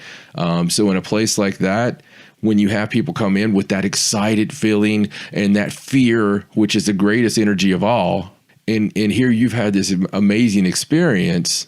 And when you talk about it on this show, when you talk about it in lectures, it's going to make people want to go and find Pigman. So I've also wondered about that, you know, are certain people protected in a location because they're heralds for it? And, you know, right. it's just, I don't know. It's interesting. And as always, we get down a rabbit hole, don't we? So obviously the shadow connection is more of a personal connection with you, which was your passionate speech. I could see you really going off there. The Mandela effect, I know, became a passion of yours just because I remember when you first slipped in that rabbit hole and you went so deep. Well, hell, you were digging the hole. So. We basically kicked you in, I think. But, it's honestly, I pulled myself away a little bit because it was messing with me so bad. And that happens sometimes. On the location thing, let me talk about this real quick before I forget this thought. It's kind of funny. We've been filming the vlog, and we went to the Catherine's Hill place. And, and in the same week, we went twice because we wanted the conditions just to be completely correct. Because when we went there, we went there without thinking there was going to be anything. Because, good Lord, we've went to, all these legendary places that are kind of just urban legends, not as much as the haunted locations. And it's just something we've shifted our gears to a little bit to go find out, these urban legends. But I tell you, man, that place is one of those places. It's pulled us back. Like we've talked about, like, where are we going this week? And it's always in conversation now. Like, do we want to go back up there? Because it was real, because we felt it. And, we had so much stuff happen. Yeah. Well, with that place, you were drawn there even before. Yeah. And didn't even know it. Yeah. So it's been a long time that you've gone back and back. And there's days I know when you're like, I took a detour and drove through the Magic Forest on my way home because you were having a bad day or you just wanted to see the scenery or whatever. Right. So it's one of those deals. Like, it does draw you there. It's a very odd story, but much like your experience with St. Albans and so many other people that are listening right now, I'm sure you have an experience in your neck of the woods, unless you live in Australia, where you probably died the first time you went. But, it's we love you, Australia. So tell me your experience overall with Scarefest, because, there again, longtime listeners of the show have been along on the ride with Stacey and me, like in 2010, 2011, and got to experience that feeling and the drain. That's where I'm going right now. So what happened to me was I had a bunch of the psychics that were doing readings come up to my booth, and they were like, I don't know how you're doing it. And Stacey was standing right there. They'd be like, I don't know how you're doing it. Are you okay? Is it really bothering you? Because they just assumed, or they felt this energy off me. And the first day it was really a drain. The second day it was a total headache and just driving me insane. So tell me your experience with the drain, because you had mentioned the drain to me, and I found that very interesting. Yeah. So Friday, it was kind of, you know how it is on Friday. It's not as many people. So I got to go around and talk to different people. And towards the end of the night, I guess about evening time, we were getting ready and we went and had supper and come back and had to rush back and do my lecture. And then we went to the VIP party. And by the end of that, I'm totally dead. And I just figured, it's because I flew in on Thursday and how that does to people. And I figured that was part of it. So I got in, and I actually slept kind of late on Saturday, later than I normally do, and got up and got ready and went down and did my stuff. And by 1 o'clock, I'm totally dead. Yeah. So we had more to do. And cause they had another party that night, and I ended up not going to that and just talking shop with some of the people that I'd met. And then Sunday, I spent most of the day sleeping. Yeah. And it's all because of the kind of people you were around. I have no doubt in my mind about this. There are so many people with sensitivity and psychic abilities. If you are sensitive to the paranormal at all, and you were there prolonged exposure, not just a guest, I encourage everyone to go buy tickets and be guest. But if you were there as a presenter and you were required pretty much to be there the entire time, you start feeling the juju. You absolutely do, man. And that's any one of those events. We've done public events before where by the end of it, and anytime I do an investigation, I don't know how you are, I have a hangover the next day. Yeah. It's getting worse. Yeah. Yeah, and it'll continue to get worse. Just from personal experience of doing these, when I go on an investigation, and it's not like I'm exerting so much physical, effort or anything. It's just something that happens with the spiritual energy that is being connected with or happening at the time. It just feels like the next day it's just like, oh, let's not go anywhere. Let's not do anything, Well, so you've got a speaking engagement coming up at St. Albans. Is that what you said in November? Yeah. Mm-hmm. All right. So what will you be speaking on there? Still not 100% sure yet on that one. I'm actually looking at retweaking my shadow stuff a little bit.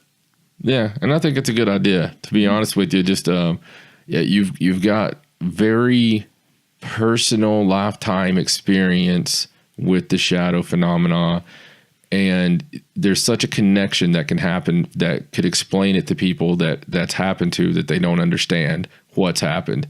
And you got to look, man. It's when you've had that experience and you've seen a real shadow person, just a real shadow person, it changes you. It really does. And so it's, opinion wise on that, do you feel that's just a normal human spirit and that's how they're manifesting, and it's the same manifestation as if you see a full bodied apparition, or is this a totally different type phenomenon with the shadow people? Because I've heard a lot of conversation surrounding that, considering our first ever experience together was that solid shadow man. Right. And I think it's not all shadow stuff, I think, can be put into a one can. Right. I think there's some that can, there you have the ones that can be conjured or brought about by certain things. And I think that's one area of them. But I think your true shadow people, so we occupy this space. So I think there's actually another plane that's there that they actually, are on. So we can see them. We can kind of interact, just like I feel that they can see us. I think it's why most of the time we see them, ducking off and, because they're watching us. Absolutely. So, I mean, I don't know if the actual shadow people, like we're talking about, the ones that you can see here and there and moving about and hiding and stuff. I don't know if they can really interact with us, although I had one did interact with me, but I don't think that was a true shadow person. Well, I think that was something else. Yeah, and I mean, there again, the little people, when we first started having, astral critters around us, they were in the form of shadow just at our feet. As far as shadows interacting, yes, we had the shadow run through the house, but then we had the Waverly experience with Tim Clark and myself, where we turned the flashlight on the shadow person, and it was solid, and the light didn't go through it, and it took off running, and we ran after it, and like morons. Right. Until we realized and asked each other what the hell we were going to do when we caught it. But that happened, and there's no way to explain the fact of shining a flashlight on something and it not going through it unless it was solid matter. And yet that's why it's the paranormal, because we can't explain it. And I'd say it absorbed it. Yeah. It just ate the light, basically. Right. So it's very, very strange to me, the different manifestations that we have, because we've seen the actual apparitions, we've seen the as orbs of balls of light, sometimes, and then we see them as shadows. And usually, you are correct. Usually, when it's a shadow entity, it is ducking out of the way. It is dodging around the corner. It's peeking from behind a corner. And you'll see the head peek out and peek back. And, so that in among itself is strange. And that's what begs the question for me, is that different? Are we talking different entities than your normal, white lady looking for her husband at the sea, or that kind of apparition? Right. Because you don't see those kind of apparitions peeking from around corners very much. You don't hear about, well, I saw this Civil War soldier and he was peeking around the corner and, and ducked away. It's most of the time it's the shadow darted across the room or it darted behind the couch and, and this. So it's like you said, it's multi-layered. It's a great mystery. And that's why it's a good thing we have people like you that are talking about it. The one theory that I do remember that I really liked, it comes from the medieval times. It actually said that the shadows were neither good nor evil. They could not be crossed over because they've never been human. And basically all other entities are scared of the shadows. And if you see the shadows and are with the shadows, nothing can ever hurt you. That's very cool and very poetic. Well, I guess we're safe then, right? I guess so. Possibly. Yeah, there you go. Allen, I want to thank you so much for your time. And I encourage anyone, if you're in the Virginia area there and you want to have your mind opened and altered and messed with a little bit, you need to look Allen Marston up. You need to find him. You need to make sure that you're going to the events, and he'll be out there more and more and more. Longtime friend of ours, and we endorse everything he says. So it's right on that same school of the school of sideshow there. So Allen, thank you so much for your time, my friend, and I'm glad you had some success and some fun and a great experience at the at the best paranormal con there is. So that it is. And I'd like to thank you guys for having me back. All right, man. We'll talk to you soon, buddy. We'll see you. All right. Bye. All right. Well, that was really great to talk to Allen, as always. Yes. Glad to hear a little bit about Scarefest and some of the strange stuff we got off on there, as always. As usual. I just plan on it now. Whenever you guys start talking, it's just not. It's going to go every direction. It's rabbit hole, like part 1, 2, 3, 4, 5. But it's interesting that he had the same experience with the feelings and with the after being there, because he has been opened up sensitivity wise. You're welcome, Allen. Been opened up quite a bit, and he's always had black shadows in his life. And it's just interesting having that same feeling. So my question to our listeners, for those of you who attend any kind of paranormal conventions, psychic fairs or whatever, do you also get these these feelings of heaviness, or this feelings of like the pressure in your head?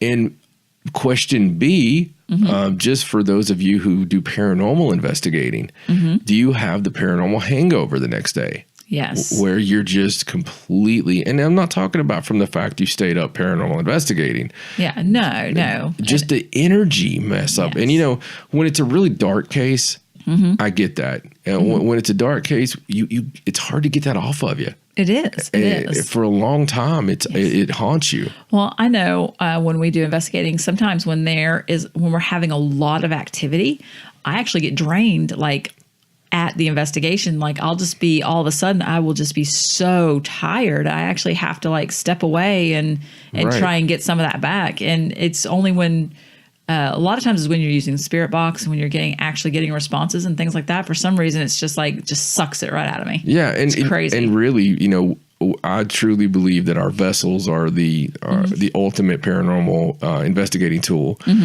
From doing this, I use a lot of terminology based, as we all do, based on what you know, right? So with me, I'm trained in interview, interrogation, and that type of thing. So I always look for the tell on somebody, like, what's your tell? It's like playing poker. Right. Everybody has a tell for certain things, and your tell when you're having like severe paranormal activity always is that draining, and it always has been. When I'm getting severe paranormal activity or getting some kind of weird communication, you always get a pain in your head if you're near me. Yes. With me, I always talk about getting lit up. Right. And, I feel the energy. I can actually feel the energy coming into me like a wave. And, I'm one of those with the hair stand on edge guys. That's common for a lot of us. That's probably the most common tell. Right. That something's happening.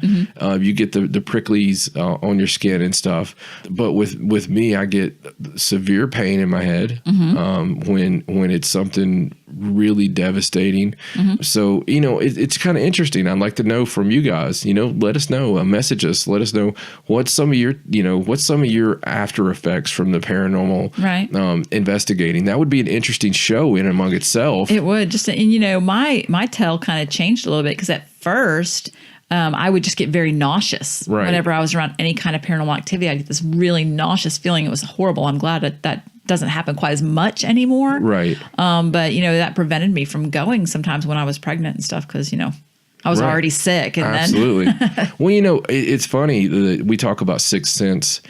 When something is really haunted, now this is before any kind of gifts or anything or knowledge thereof, I could walk in a place and just sort of know if it was active, if it was like a heavy haunting or not. And it's so odd when you're doing this. You can walk in a room, and even here at the house, even in our own home, you can tell when something is about to happen, man. You could tell the air changes. Right. The sound changes.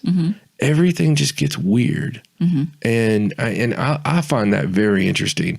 So yeah, I would love to hear some of the stories from you guys on what it's like after an investigation that you've had, even your personal experiences in your home or business throughout your life.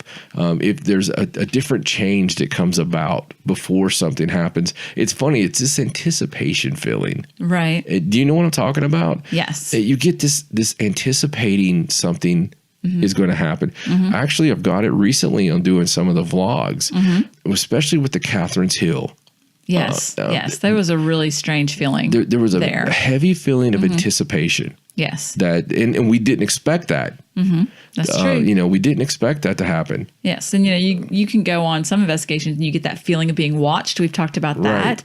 I think a lot of people get that. I think people can relate to that because you're home alone. Sometimes you just get that weird feeling like somebody's watching you. Right. And that's what that is. That's what that weird feeling is when there's some kind of weird activity around. Absolutely. Absolutely. And speaking of that, ParanormalSideshow.com. That's your address to go find everything watching Stacey. Facebook.com/ParanormalSideshow. They're watching Stacey. On the Twitter, it's at Sideshow97. That's where Stacey watches you.